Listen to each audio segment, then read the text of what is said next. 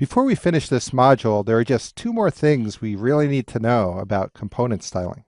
Let's take a look at some examples.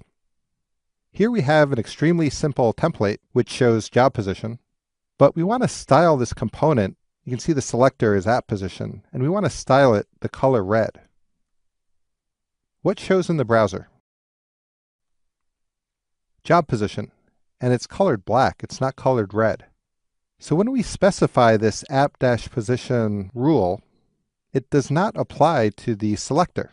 It only applies to the children of this element. So how do we select this component instance? We use a special selector called :host. And let's see what that looks like. We have :host right here.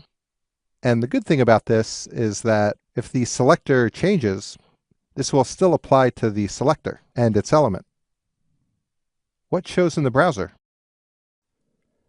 We get job position all in red.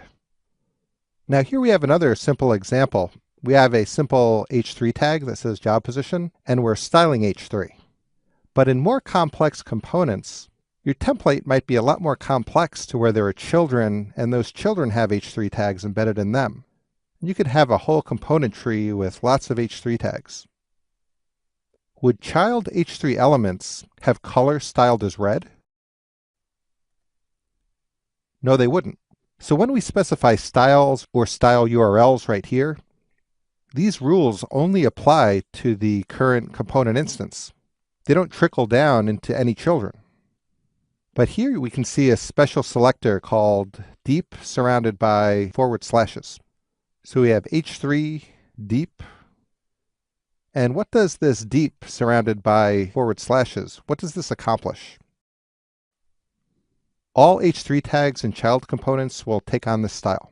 So that's how we get a rule to cascade down into all the children.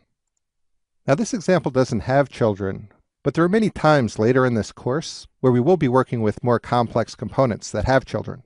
And we can use this deep selector in those instances.